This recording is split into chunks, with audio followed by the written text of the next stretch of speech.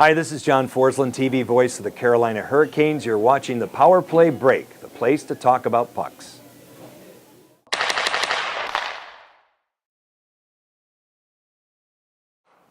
Back here in the Power Play Break. I found this one interesting stat about you also. You played 46 games in the NHL, and you won 2 Stanley Cups. That has to be a record in somebody's book. I think it is. And most of those were away games in Boston. That's right. You probably lead the league in wins up there or starts.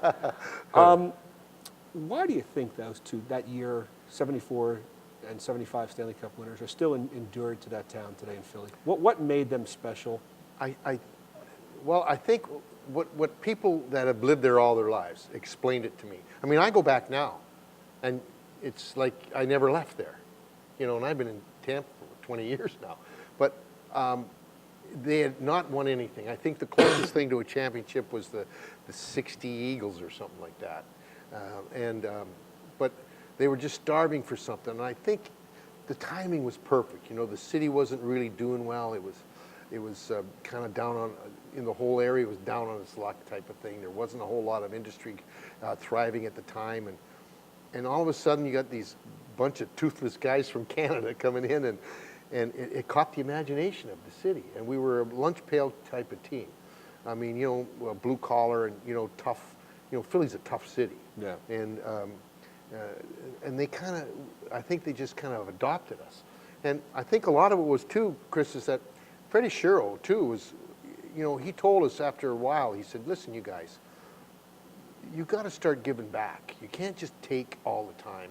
You got to start giving back. And that's when everybody started to buy homes, living in Philadelphia year round.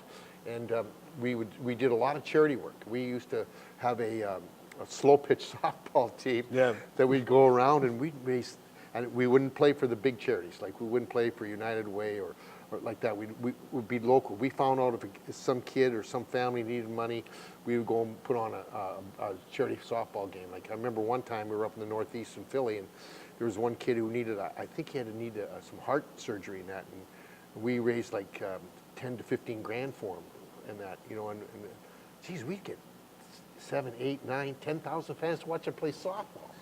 I mean, they were nuts. Yeah. But I think that really kind of hit home to them that these guys they're us. Yeah. They're ours, and they stay here. They care about us, and I think that's a big part of it. They haven't won since.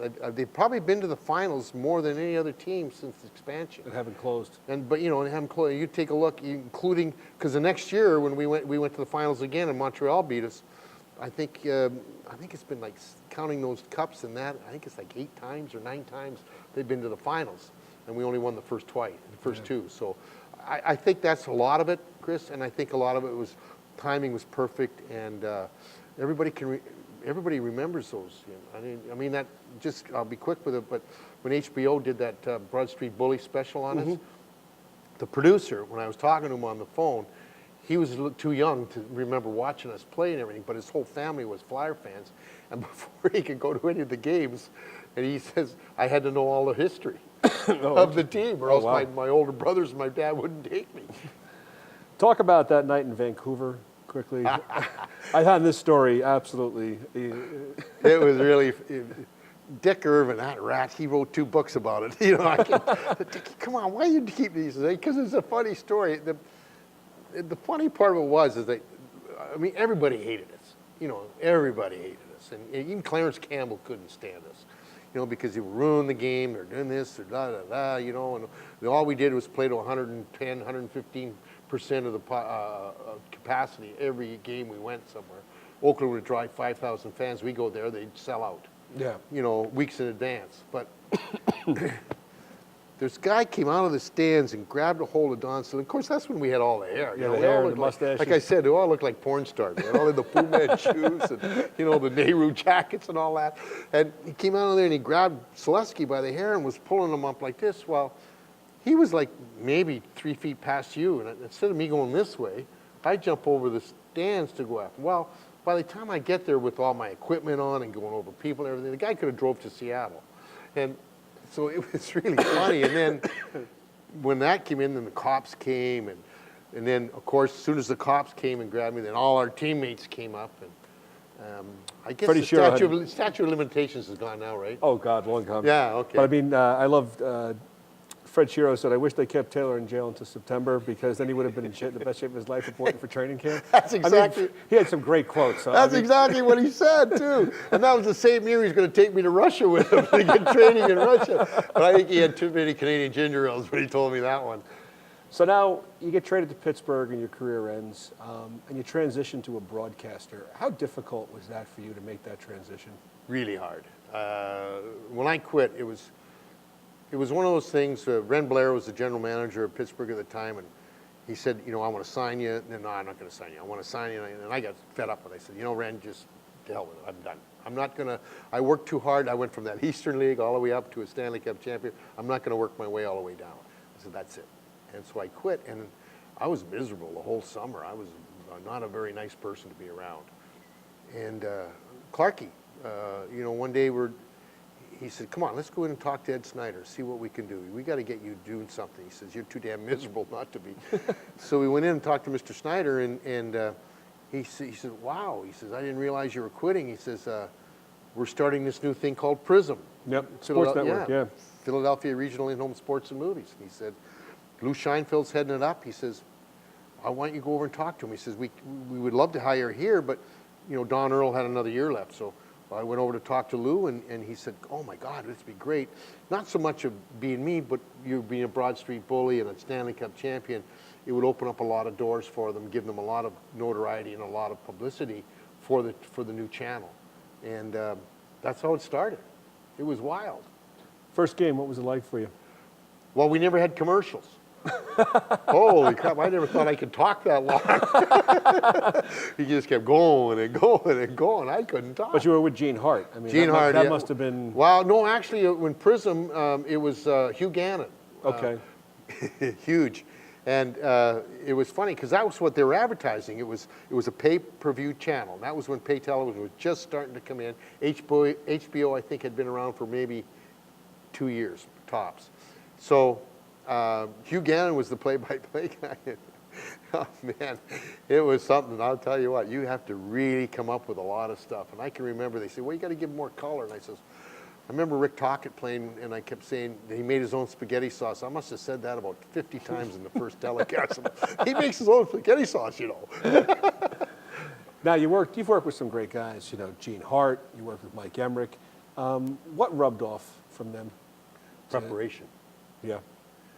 It might look like it's ad lib, it might look like it's just off the cuff, but you've got to really know your stuff. You've got to be prepared. Gene Hart was a stickler for that. He used to tell me, he says, you've got to really prepare. You've got to really understand who you're playing, what you're playing. You know your own team, but you got to know the other team. And to this day, I still really look at the other team a lot harder than, because you can learn your own team by osmosis if you got any brain in your head, but you got to be prepared, because Rick Peckham, my partner now, who is outstanding, one of the best that I've worked with, to me, has the greatest analogy of it. He says, it's like studying for an exam. You're not sure exactly what's going to be on there, so you better know a little bit about everything. And it's the same thing about a hockey game. You never know who's going to shine in it, so you better know a little bit about everybody. Obviously you're going to know the stars, but preparation from Mike Emmerich and from Gene Hart was incredible, because they prepared like you can't believe, and that's what I learned from those two guys the most. You've doubled your time as a hockey broadcaster more than playing. I mean, did you ever think that would happen? No. No? Not a bit. I mean, I've had a couple of PR people say they finally found out I could bullshit more than I could stop pucks. Which could be true. But the funny part of it is, no, it's been I love this game, Chris. I love the game of hockey. I mean, I get upset a lot about it. I'm still passionate about it. I still get upset with referees, and they know that, and I've had some pretty good, and some of the good ones, like Kerry Fraser and Pierre Rastico, the linesman, Johnny. Ray Scampanella was in that. Yeah, those, and oh gosh, the guy that got shot there, Johnny. His son's refereeing now. Macaulay. Yeah. and Wally Harris. Wally and Harris, we used to have a few good times after a game was over. But, you know, they were really good guys. You know, but the game, in my mind, hockey's a passion. And if you don't have passion for it, you're not going to do your best. You're not going to play your best. And I don't think you're not going to really kind of build that excitement for the viewer. If you're passionate about what you're watching and what you're talking about, that guy at home is going to get passionate about it. And I don't care who, you know, if you're not a Lightning fan, I'm not worried about that. The Lightning fan is who I'm trying to get the passion to. That's what I'm upset about. What's it like been, the transition from Philly to Tampa? Hard. It was really hard. It was harder for me to go there than it was for me to leave home at 15 to go play hockey. I missed the food. Yeah. Philly, in the Northeast here, you know, you get the great Italian food, and I miss the passion, the neighborhood bars. And, you know, because everybody in places like Florida or California, you know, they're all from everywhere else. Yeah. You know, and when a visiting team comes down, they're a Lightning fan until a team comes from their hometown, then they're back to their youth. Yeah. And it was hard. It took me 5-6 years to really get used to down there and to kind of get over not being in Philly. Now, you won the Cup twice. Now you're a broadcaster, and it gets won again. I mean, how was that? I mean, you look at the guys and say, I remember that, I remember this. Oh, yeah. The locker room. Yeah. And you know, what was the nicest thing about that, like we had a post-game show, and we were just, the ratings were out of sight for us in our pre and our post-game show. But our producer, who kept going on and on and on, and Rick and I are looking at one another, what is he doing? You know, let's get out of here, you know, because we wanted to go down to the room, you know, and Rick wanted to bring his family in, and because they'd never experienced it. Well, and Danny Boyle kept asking for us, and he told the security guy, he says, listen, as soon as those guys are off the air, you make sure they come into the room. And, of course, they kicked everybody out, and then just the players were in there for a while, and we were in there with just the players. That was cool. That really brought back a lot of memories, because that was the best part. That's what you remember the most. You remember the game-winning or the cup-winning game, but the moments with the guys. Moments with the guys is the best. We're back to wrap it up on the Power Play break with Bobby Taylor after this.